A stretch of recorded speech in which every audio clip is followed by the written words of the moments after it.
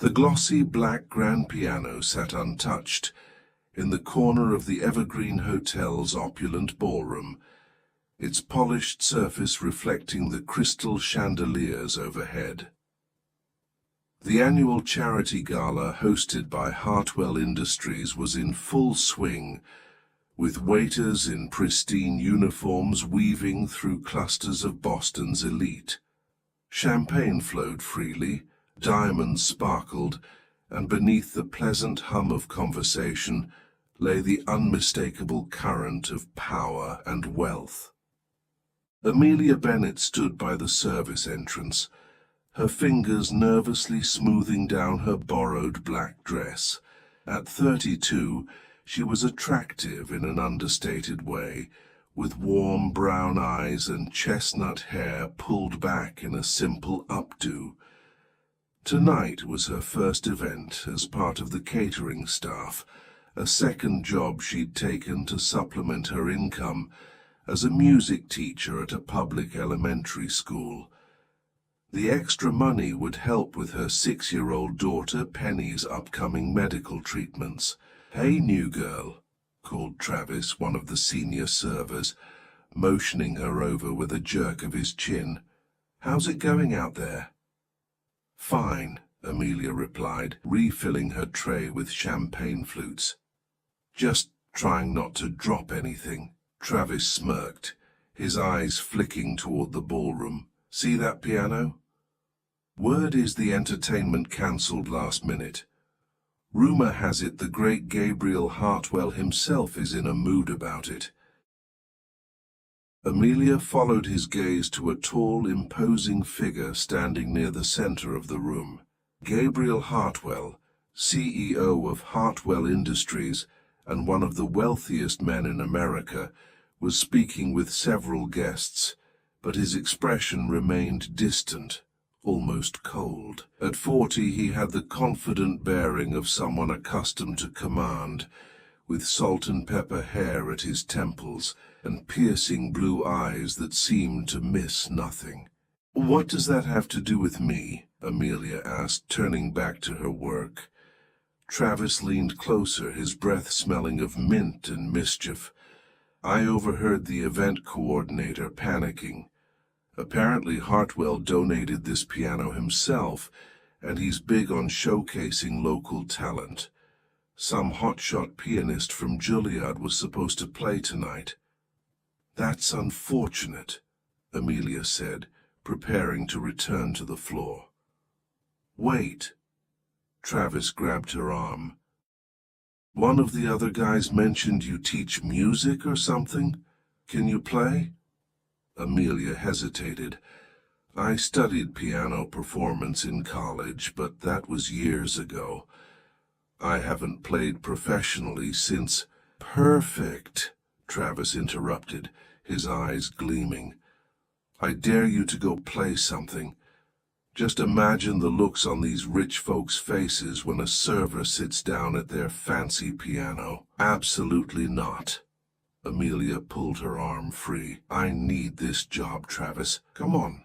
What's the worst that could happen? They fire you. There are plenty of catering gigs in Boston." He nodded toward the piano again. "Besides, I bet you can't do it. These people can spot a fake from a mile away." Something shifted in Amelia's expression. Pride, perhaps, or defiance. "I'm not a fake." "Prove it," Travis challenged. Amelia took a deep breath. Thoughts of Penny filled her mind, her brave little girl facing another surgery next month, always smiling despite the pain. Sometimes life required risks. "Hold my tray," she said quietly.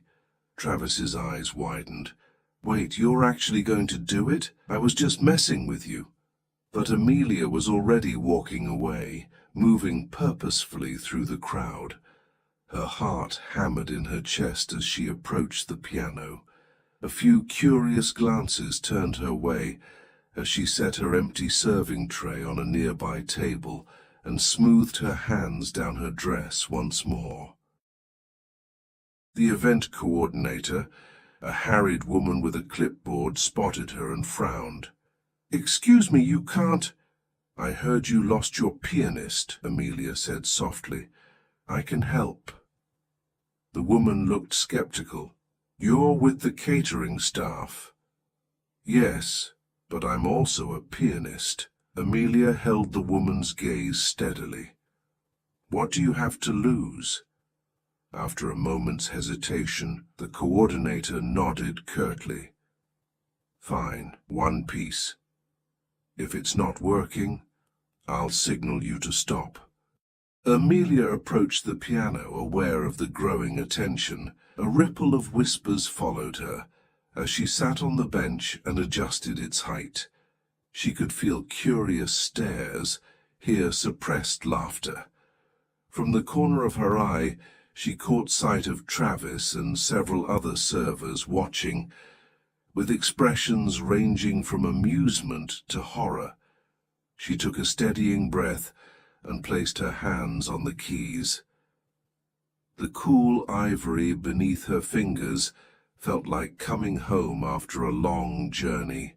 For a moment she closed her eyes, remembering late nights practicing in college, dreams of concert halls and the life she'd once imagined. Then she thought of Penny's small, trusting face, and everything crystallized into perfect clarity. Amelia began to play Chopin's Nocturne in E-flat major, Operant 9, number 2. The familiar melody flowed from her fingers, filling the vast space with its haunting beauty. The opening notes were tentative at first, but as she continued, muscle memory took over. Her body remembered what her mind had forgotten: the subtle weight transfers, the precise timing, the delicate touch required to make the piece sing rather than merely sound. The room gradually quieted. Conversations ceased mid-sentence. Champagne flutes paused halfway to lips. Even the servers stood transfixed, their duties momentarily forgotten. The music swelled and receded like ocean tides, telling a story of longing and quiet strength. When Amelia looked up briefly, her eyes inadvertently met Gabriel Hartwell's across the room. He had turned fully toward the piano, his expression unreadable, but his complete attention fixed on her. She quickly looked away, focusing again on the music, but the brief connection left her oddly shaken. As she played the final notes, allowing them to fade gently into silence, Amelia became aware of the complete stillness that had fallen over the ballroom. For a heartbeat, no one moved or spoke. Then applause erupted, starting slowly and building into enthusiastic approval. Flushed and slightly disoriented, Amelia stood and gave a small, awkward bow. The event coordinator was hurrying toward her, no longer looking harried but excited. "That was exquisite," the woman said. "Would you consider playing a few more pieces? We'd compensate you, of course." Before Amelia could respond, she noticed Gabriel Hartwell making his way through the crowd toward them. His face remained composed, but there was something different about his eyes, an intensity that hadn't been there before. "Who are you?" he asked without preamble when he reached them. "Amelia Bennett," she replied, suddenly conscious of her borrowed dress and her status as a server. "Where did you study?" "New England Conservatory, but I didn't finish. I had to leave in my final year." Gabriel's gaze traveled from her face to her hands and back again. "Why?" The question was direct, almost intrusive, but Amelia found herself answering honestly. Life happened, priorities changed. He nodded once, as though confirming something to himself. "Play another," he said, and though his tone was gentle, It was clearly not a request. As Amelia sat back down at the piano, she couldn't help feeling that something significant had just occurred, though she couldn't have named what it was. All she knew was that as her fingers found the opening chords of Debussy's Clair de Lune, her world was somehow tilting on its axis, realigning itself into a new configuration. Behind her, Gabriel Hartwell stood motionless, watching her hands dance across the keys with an expression that none of his associates had ever seen before. The week following the gala passed in a blur for Amelia. Her brief performance had earned her more than just applause. The event coordinator had pressed 5 crisp $100 bills into her hand before she left, calling it a performance fee. The money went straight into Penny's medical fund, a small buffer against the mountain of bills that kept Amelia awake at night. "Mommy, can we get ice cream?" Penny asked as they walked home from school on Friday afternoon. Despite the chronic pain condition that often left her tired, Penny's spirit remained buoyant, her smile lighting up her delicate features framed by unruly blonde curls. "You know what? I think we can today," Amelia replied, squeezing her daughter's small hand. They detoured to their favorite shop, where Penny deliberated seriously over flavors before settling on rainbow sherbet. As they sat at a small table by the window, Amelia watched her daughter's joy over this simple pleasure and felt the familiar mixture of love and worry that had become her constant companion since Penny's diagnosis 2 years ago. "Miss Peterson said I played really well in music class today," Penny announced, rainbow sherbet staining her lips. "She said I might have talent like you." Amelia smiled. "That's wonderful, sweetheart. Maybe we can practice together this weekend." "Can we play that pretty song, the Moon one? Clair de Lune? Sure, we can try the simplified version I taught you." Amelia's phone buzzed with an unfamiliar number. She normally ignored unknown calls, but something compelled her to answer. "Miss Bennett? This is Richard Klein, assistant to Gabriel Hartwell." Amelia nearly dropped her spoon. "Yes? Mr. Hartwell would like to meet with you to discuss a potential opportunity. Would you be available tomorrow afternoon?" Stunned, Amelia arranged to meet at Hartwell Industries' downtown headquarters the following day. After hanging up, she stared at her phone in disbelief. "Who was that, Mommy? You look funny," Penny observed. "Just someone offering a job," Amelia replied carefully. "A better job than your night job? The one that makes you tired?" Amelia's heart squeezed. At 6, Penny was already too perceptive about their circumstances. "Maybe. We'll see." That night, after tucking Penny into bed, Amelia called her neighbor Margaret Walsh, a retired nurse who often helped with childcare. "Of course I can watch Penny tomorrow," Margaret assured her. "This sounds important." "Probably nothing," Amelia said, trying to manage her own expectations. "But thank you." Saturday arrived with Amelia standing before her closet, facing the dispiriting reality that she owned nothing appropriate for a meeting with one of the country's wealthiest businessmen. She finally settled on her one interview outfit, a navy blue skirt and matching blazer that had seen better days. The Hartwell Industries building dominated the Boston skyline, a gleaming tower of steel and glass. In the marble-floored lobby, Amelia gave her name to a receptionist who directed her to an express elevator. Her stomach lurched as it shot upward to the 40th floor. Richard Klein met her as the doors opened, a precise man with wire-rimmed glasses and a polite smile. "Ms. Bennett." "Thank you for coming on short notice. Mr. Hartwell is expecting you." He led her through an elegant office space to a set of mahogany doors, knocked once, and ushered her inside. Gabriel Hartwell's office was unexpectedly understated, spacious but not ostentatious, with floor-to-ceiling windows offering a panoramic view of Boston Harbor. He rose from behind his desk as she entered, looking even more imposing in daylight than he had in the ballroom's dim lighting.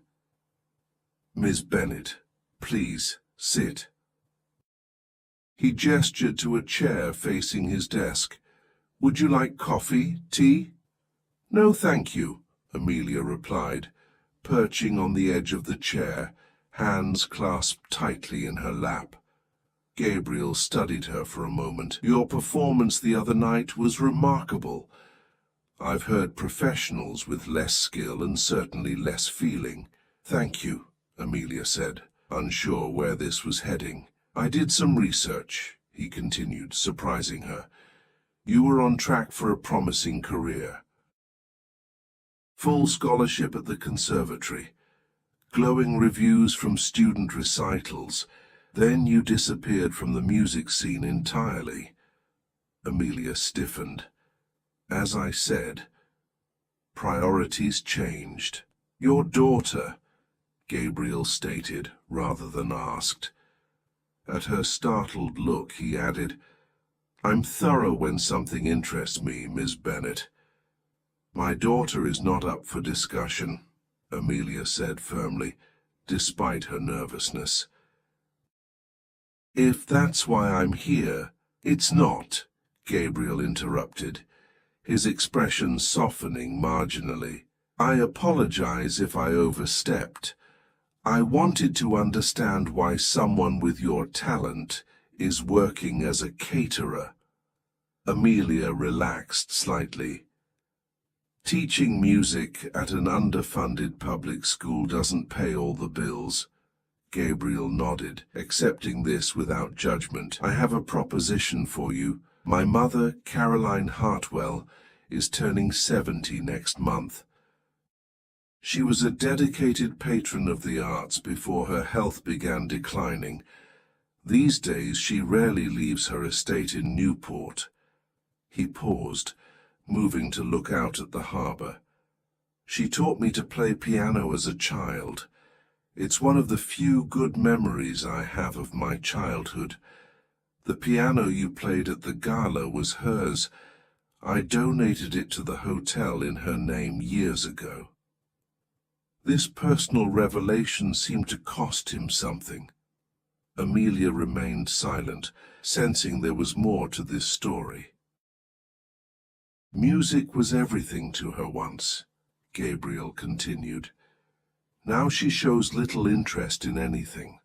Her doctors say it's not just physical decline, but a lack of will." He turned back to Amelia. "I'd like to hire you to play for her.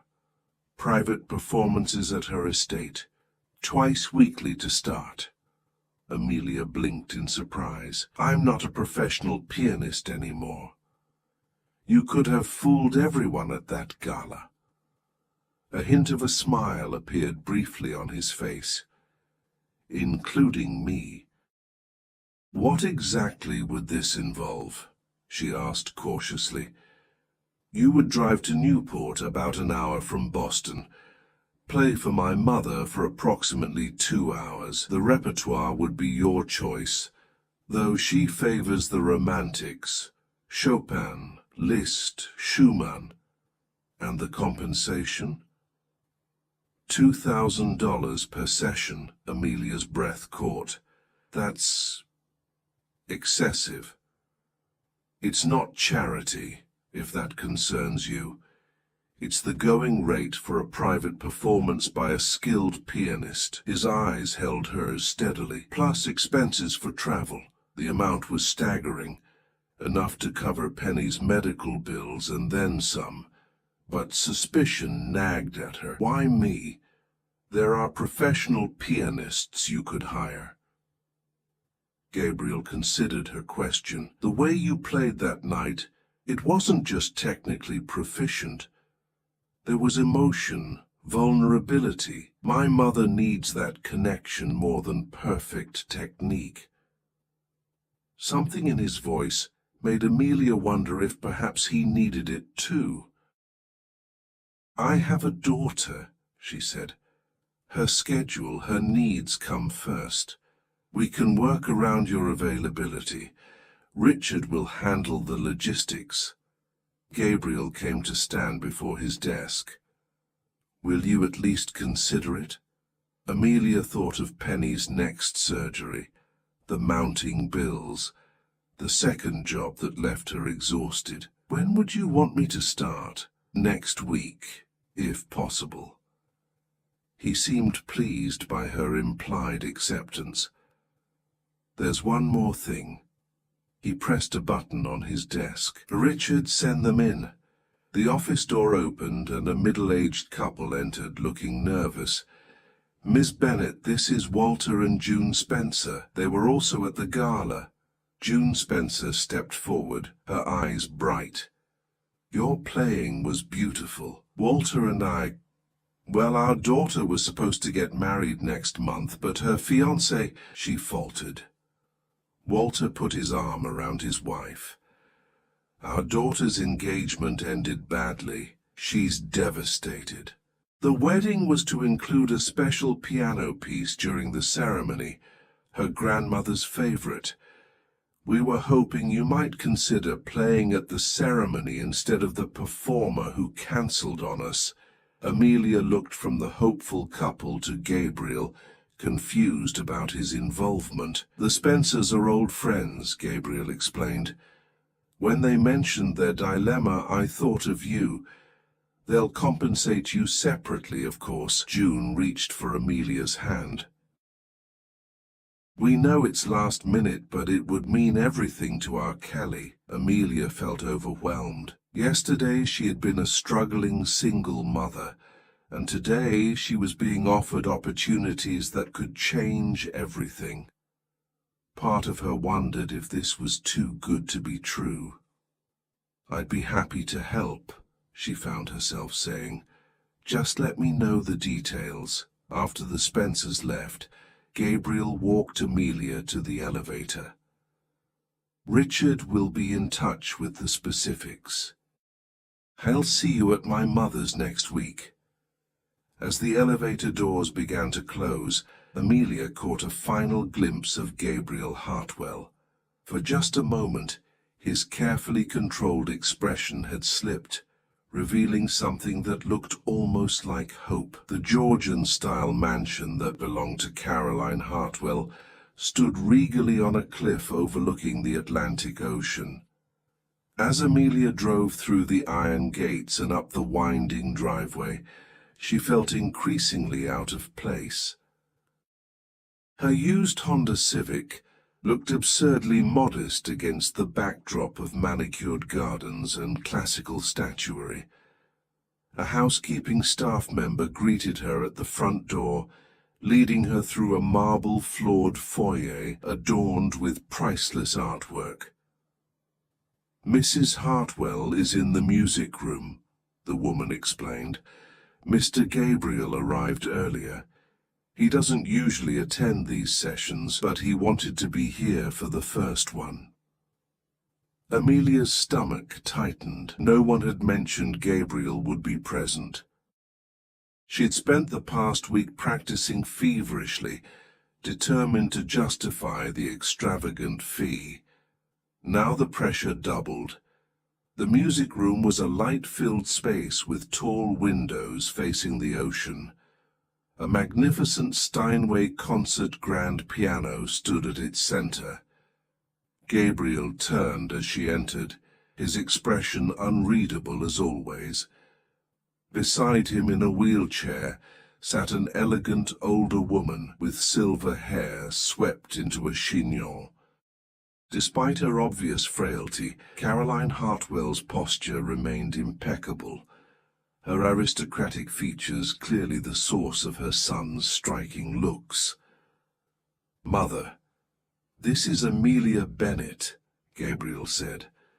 Caroline regarded Amelia with cool blue eyes. "You're younger than I expected. It's an honor to meet you, Mrs. Hartwell," Amelia replied, extending her hand. Caroline barely touched it before withdrawing. "Gabriel tells me you're quite talented. We shall see." Her tone suggested deep skepticism. Amelia glanced at Gabriel, who gave a slight nod of encouragement. Taking a deep breath, she moved to the piano, adjusted the bench, and began her prepared program with Chopin's Ballade No. 1 in G minor. The Steinway's action was perfect, its tone rich and resonant. As she played, Amelia lost herself in the music, momentarily forgetting her audience. When she finished the piece and looked up, Caroline's expression remained unchanged, but Gabriel was watching her with that same intensity she'd noticed at the gala. "Continue," Caroline instructed. Amelia played for nearly 2 hours, moving through her carefully selected repertoire. Throughout, Caroline showed no reaction, sitting motionless, except for an occasional sip of tea brought by a staff member.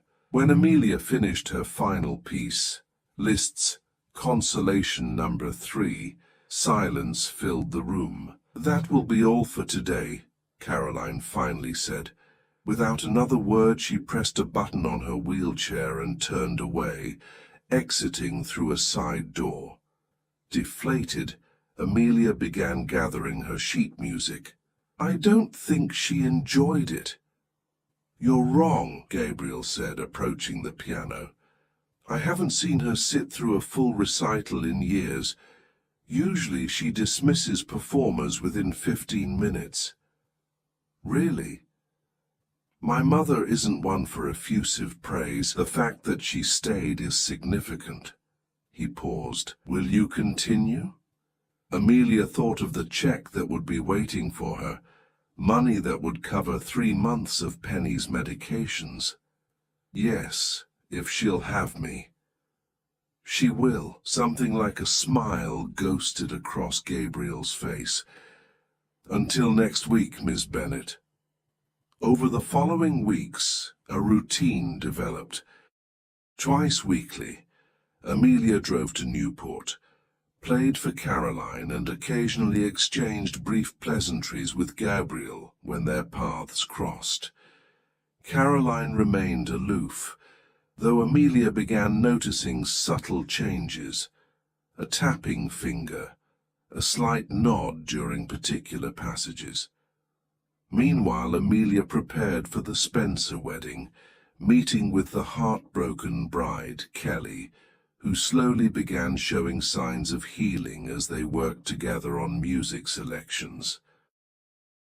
Life took on a new rhythm, slightly less frantic than before. She even managed to reduce her hours at the catering company. On her 5th visit to Newport, Amelia arrived to find Caroline alone. "Gabriel is in Tokyo on business," Caroline explained, her tone marginally warmer than in previous sessions. "He sends his regrets." Amelia was surprised by her own disappointment. That day, something shifted. Halfway through Beethoven's Pathetique Sonata, Amelia noticed Caroline close her eyes, her stern features softening. When the piece ended, the older woman spoke. "You play with genuine emotion. It's rare these days. Too many technicians, not enough artists." She gestured to a leather portfolio on a side table. "Bring that to me." Inside were yellowed programs from concerts dating back decades. "I was a pianist too," Caroline said. showing Amelia photographs of a younger version of herself at various prestigious venues. Not professionally, my father would never have allowed it, but I had some talent. Gabriel mentioned you taught him. A shadow crossed Caroline's face. Until my husband decided it was too feminine a pursuit for his son and heir. Her voice hardened. William Hartwell had very specific ideas about masculinity. Amelia listened as Caroline gradually revealed pieces of family history. Her marriage to the domineering William, his rigid expectations for their only son, the slow suffocation of her own musical aspirations. "Why didn't you return to music after he passed?" Amelia asked gently. "By then it was too late.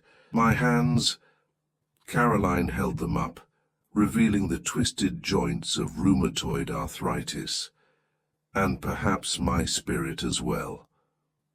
From that day forward, their sessions included conversation. Caroline began requesting specific pieces, even suggesting fingering techniques for difficult passages.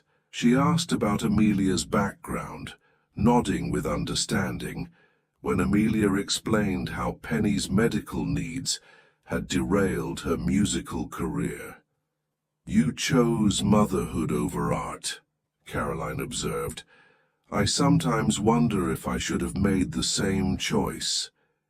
Gabriel and I might have been closer." The day of the Spencer wedding arrived, coinciding with Amelia's 8th visit to Newport. The ceremony was scheduled for early evening, giving her time for her regular session with Caroline first. When she arrived, Gabriel was unexpectedly present, having returned from his business trip.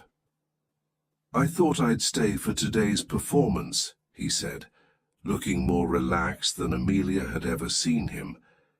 As she played Debussy's Reverie, Amelia noticed Gabriel watching not her, but his mother, a complex emotion in his eyes. When Caroline smiled during a particularly beautiful passage, he looked away quickly, but not before Amelia caught the moisture in his eyes. After the session, as Amelia prepared to leave for the wedding, Gabriel walked her to her car. "My mother seems different," he said. "More engaged, more present. Whatever you're doing, it's working." "We just talk," Amelia replied. "About music, about life. She's been sharing stories about your childhood." Gabriel tensed visibly. "What kinds of stories?" "Good ones, mostly. How you showed promise at the piano." He relaxed slightly. "Until my father put an end to it. He had other plans for the Hartwell heir." "It's not too late, you know," Amelia said impulsively, "to play again." Something vulnerable flashed across his face before his composure returned. "Some opportunities once lost don't come back." He glanced at his watch. "You should go. You don't want to be late for the wedding." The Spencer wedding was beautiful, the bride radiant despite her recent heartbreak. When Amelia played the grandmother's favorite piece, Schubert's Ave Maria, during the ceremony, there wasn't a dry eye in the church. Afterward, many guests approached her with compliments and requests for her contact information. Among them was Travis, her former co-worker from the catering company. "Fancy seeing you here," he said, his tone less friendly than his words. "You've come up in the world since the gala, playing for the Spencers, driving out to Newport twice a week to play for old Lady Hartwell." Amelia stiffened. "How do you know about that?" "Boston's a small town in some ways. People talk." Travis leaned closer. "Especially when the mysterious pianist catching everyone's attention turns out to be a nobody server who suddenly has the ear of Gabriel Hartwell." I should get back to the reception, Amelia said, uncomfortable with his intensity. Travis grabbed her arm. Come on, Amelia, we both know what's really going on. Hartwell's not paying you those big fees just for playing piano. What's your angle? Let go of me, she hissed, pulling away. You have no idea what you're talking about. Don't I? Word is Hartwell never takes an interest in anyone without a reason. What makes you so special? Unless, his eyes narrowed maliciously. Maybe I should make a few calls to the press. Billionaire's secret affair with single mom.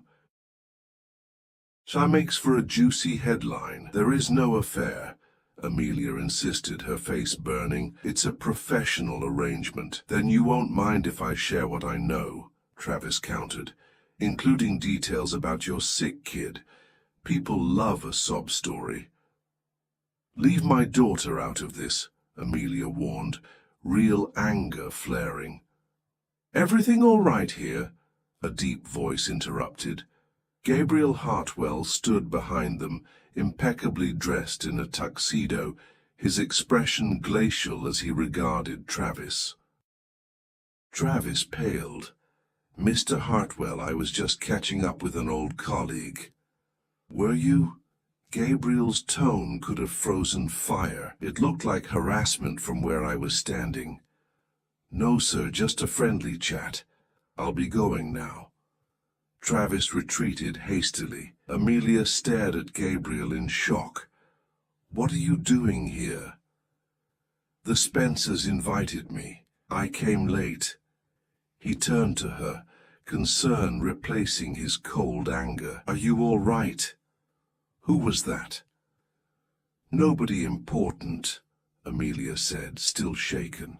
Just someone I used to work with. Gabriel studied her face. He upset you? It's nothing, really. Amelia forced a smile. I didn't expect to see you here. I didn't expect to come, he admitted. But I wanted to hear you play in a different setting. Before Amelia could respond, Kelly Spencer approached, radiant in her wedding gown. Amelia! Everyone loved your performance. She noticed Gabriel and beamed wider. Mr. Hartwell, Mom said you might come. Thank you for connecting us with Amelia. She's been such a blessing during this difficult time. After Kelly left, an awkward silence fell between them. I should check on the next part of the program, Amelia finally said. Gabriel nodded. Of course, but Amelia... He hesitated, uncharacteristically uncertain. Would you have dinner with me tomorrow night? There's something I'd like to discuss with you. Heart racing inexplicably, Amelia agreed before hurrying away, confused by her reaction to his simple request. Later that evening, as she packed up her music, Amelia found an envelope that someone had placed among her things. Inside was a newspaper clipping from 17 years ago, a small article about a car accident that had claimed the lives of a young couple, leaving their teenage son as the sole survivor. The son's name was Gabriel Hartwell. Scrawled across the clipping in red ink were the words, "Ask him what really happened that night. Ask him what he did." The restaurant Gabriel had chosen for their dinner was a small, elegant establishment tucked away on a quiet Boston street. No flashy sign announced its presence, just a discreet brass plaque beside a heavy wooden door. Inside, the lighting was soft, the atmosphere intimate, with only a dozen tables spaced widely apart. The maître d' led Amelia to a private alcove, where Gabriel was already waiting. He rose as she approached, his customary reserve softened by what almost looked like nervousness. "Thank you for coming," he said, pulling out her chair. Amelia had spent hours debating whether to bring the newspaper clipping. It now sat in her purse, burning a hole in her conscience. The accusatory red words kept flashing in her mind. Ask him what he did. "Is everything all right?" Gabriel asked, noticing her distraction. Amelia forced a smile. "Just tired after yesterday. The wedding was lovely, but emotional." They ordered, making careful small talk about the Spencers, about Caroline's progress, about the changing autumn weather. Gabriel seemed different here, more approachable, less the untouchable billionaire. "You mentioned wanting to discuss something," Amelia finally prompted, after their first course arrived. Gabriel set down his fork. "Yes, it's about my mother." He paused, choosing his words carefully. "Her doctors are seeing significant improvement. They're calling it remarkable, especially the reduction in her pain levels and depression symptoms." "That's wonderful," Amelia said sincerely. "They attribute it to your visits." His eyes held hers across the table. "Not just the music, but the connection you've established with her. No one has reached her like that in years." Amelia flushed slightly under his intense gaze. "She's an extraordinary woman." "Yes, she is." Gabriel's expression softened, "which makes what I'm about to propose more difficult." He took a deep breath. "I'd like to make our arrangement more permanent, a formal position, my mother's full-time music companion and therapist." Amelia blinked in surprise. "I'm not a trained music therapist. What you're doing is working better than any therapy she's tried." The position would include a substantial salary, benefits, and accommodations for both you and your daughter at the Newport estate. His eyes remained steady. "Penny would have access to the best medical care. There's an excellent private school nearby." The offer was breathtaking in its generosity and utterly life-changing. Everything Amelia had worried about for years could be solved in one decision.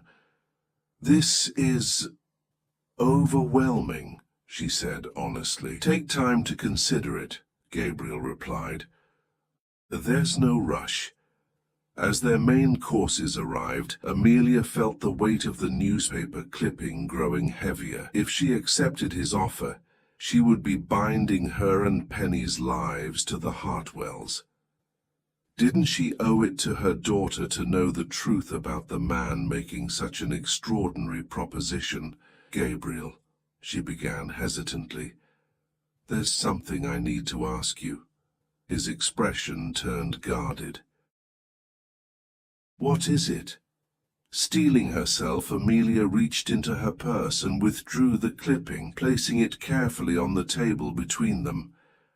"Someone left this for me at the wedding." Gabriel went completely still, his face draining of color as he stared at the faded newsprint. The silence stretched so long that Amelia began to regret her decision. "Who gave you this?" he finally asked, his voice barely audible. "I don't know. It was among my sheet music when I was packing up." Amelia watched him carefully. "The note suggests there's more to the story than what was reported." Gabriel's hand trembled slightly as he picked up the clipping.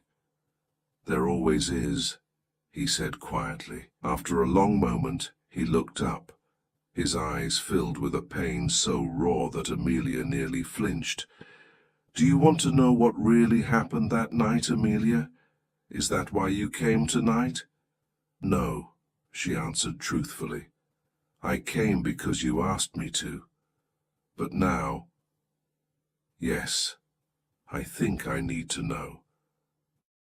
Gabriel signaled the waiter. "Bring the car around.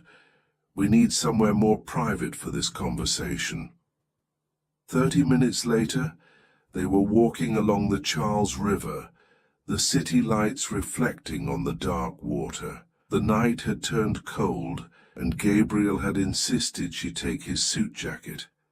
It hung large on her frame, carrying the faint scent of his cologne. "I was 17, he began without preamble. "My father was difficult, controlling. Success was the only acceptable outcome in the Hartwell household. Failure was not tolerated." He stared out at the water. "That night, I just learned I'd been accepted to Yale, early admission, my father's alma mater, the path he'd chosen for me." Gabriel's jaw tightened. "But I'd also received an offer from Juilliard." Amelia's breath caught.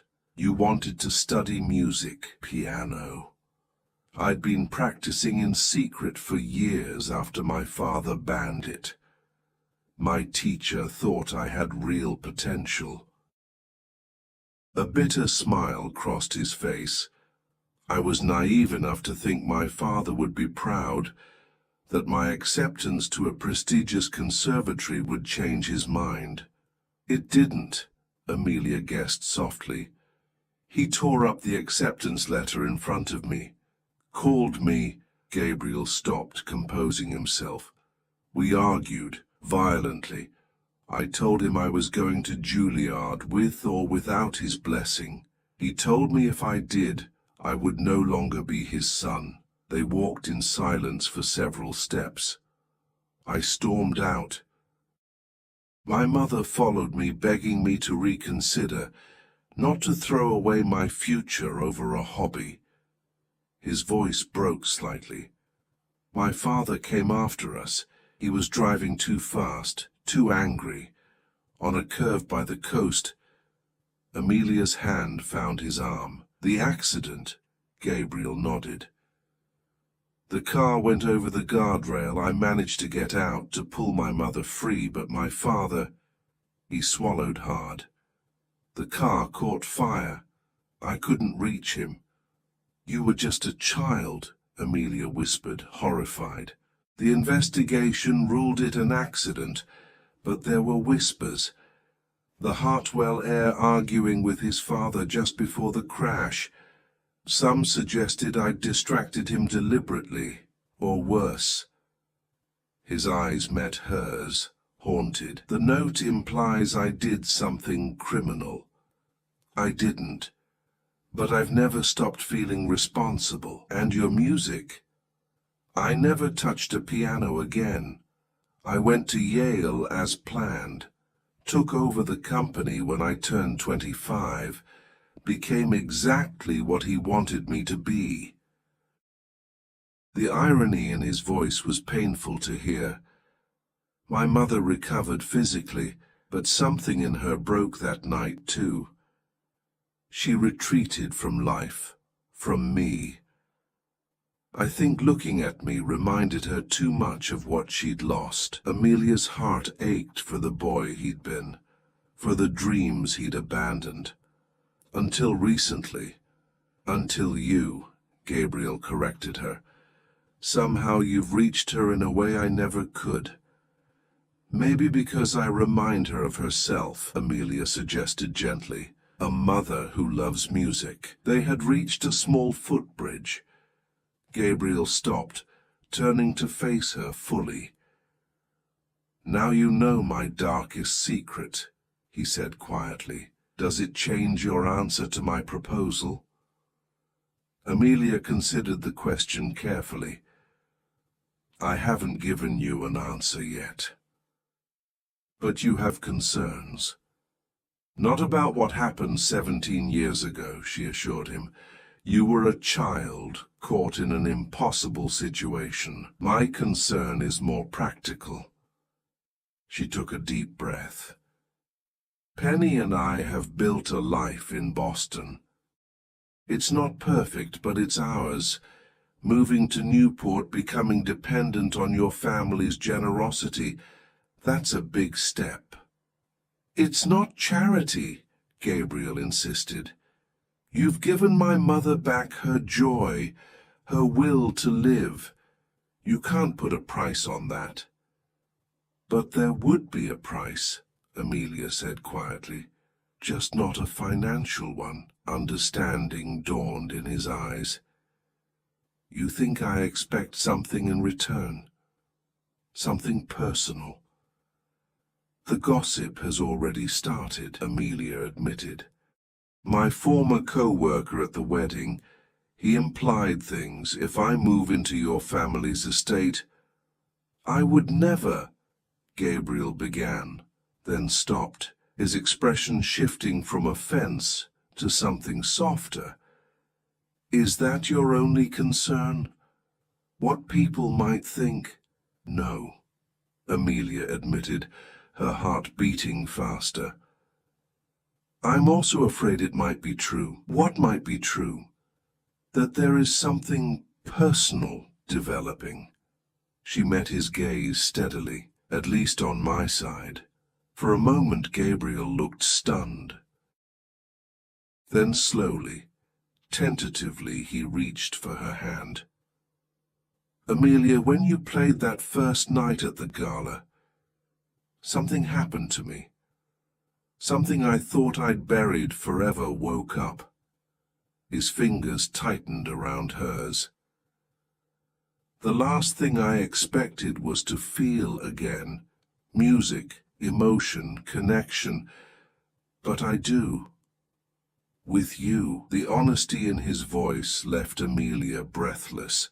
"Then what are we doing? Your mother's music therapist? Your employee?" "That's not what I want," Gabriel finished. "No, it's not.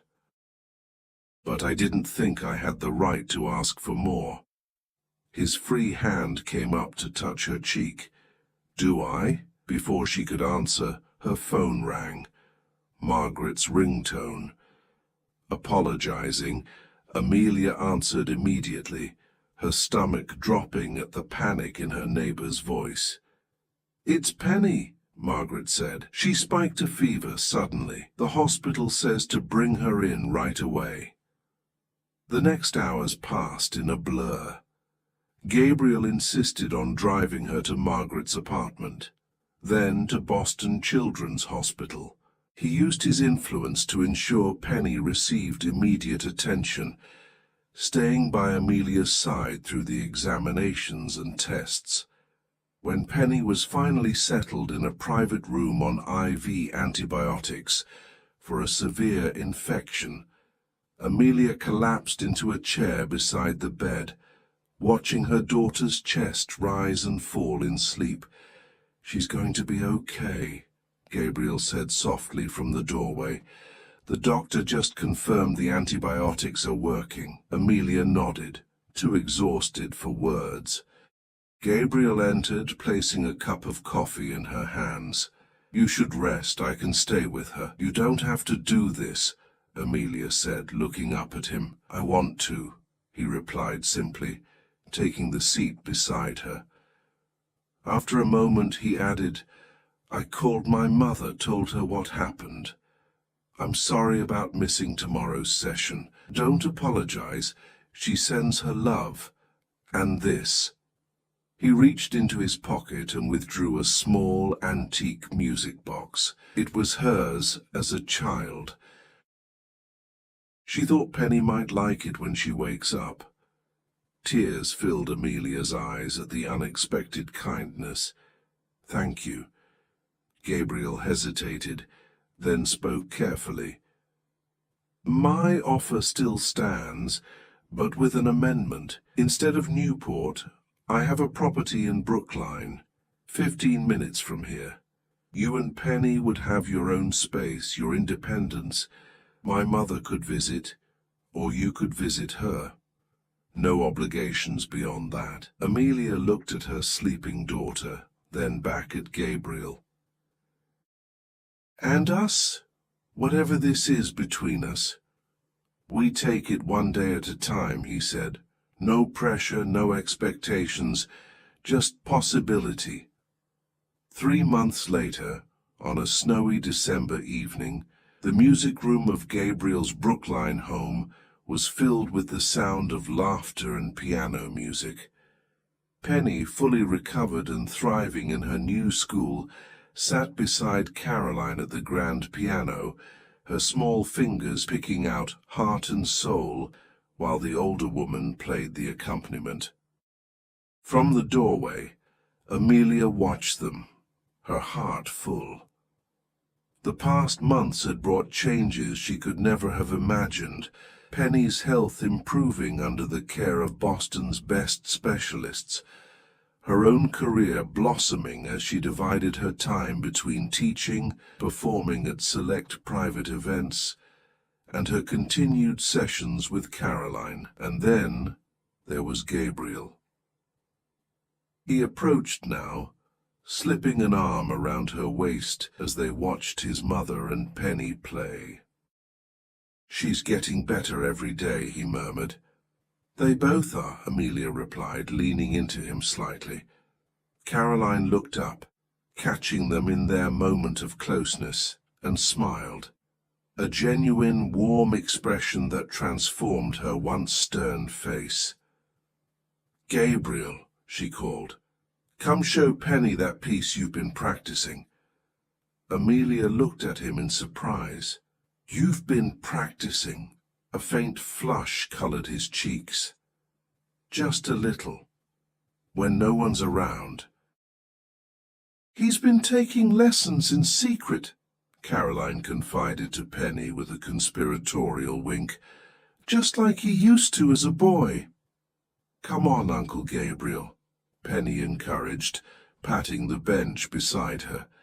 In the months since moving to Brookline, she had adopted Caroline as her honorary grandmother, and Gabriel as her uncle, forming bonds that amazed Amelia daily. Gabriel hesitated, then moved to the piano. Sitting down, he placed his hands on the keys with visible trepidation. "I'm very rusty," he warned. "Play the lullaby," Caroline urged gently. "The one I taught you." After a deep breath, Gabriel began to play Brahms' lullaby, simply but with surprising sensitivity. The sweet, familiar melody filled the room, carrying with it the weight of years, of loss and rediscovery, of healing. Amelia moved closer, standing behind him, her hand resting lightly on his shoulder. She felt the tension in him gradually release as he surrendered to the music. When he finished, the room was quiet except for the soft ticking of the grandfather clock in the corner. "That was beautiful," Amelia said softly. Gabriel covered her hand with his. "Thank you for giving this back to me. All of it." Later that night, after Penny was asleep and Caroline had retired to her suite, Amelia and Gabriel sat together by the fireplace in the library. "I have something for you," Gabriel said, retrieving a small wrapped package from his desk. "An early Christmas gift." Amelia unwrapped it carefully to find a vintage leather journal. Opening it, she discovered it was filled with handwritten sheet music, original compositions dated from the 1980s through the early 2000s. "My mother's compositions," Gabriel explained. "She showed them to me last week. All these years I had no idea she wrote music." "They're beautiful," Amelia said, scanning the notations. "Complex, but accessible. She has real talent. She wants you to play them, perhaps even help her publish them." "I'd be honored," Amelia said sincerely. Gabriel took her hand. "I never thought my family could be whole again. I never thought I could find my way back to music or to real connection with another person." His eyes, once so guarded, now shone with open emotion. "You've changed everything, Amelia, not just by what you play, but by who you are." As he leaned forward to kiss her, Amelia reflected on how a single moment, a dare taken, a risk embraced, had altered the course of so many lives. What had begun as a joke had become the most meaningful performance of her life, awakening dormant dreams not just for herself but for everyone around her. And as Gabriel's arms encircled her, Amelia knew with absolute certainty that this was just the beginning of their story, a composition still being written, note by beautiful note.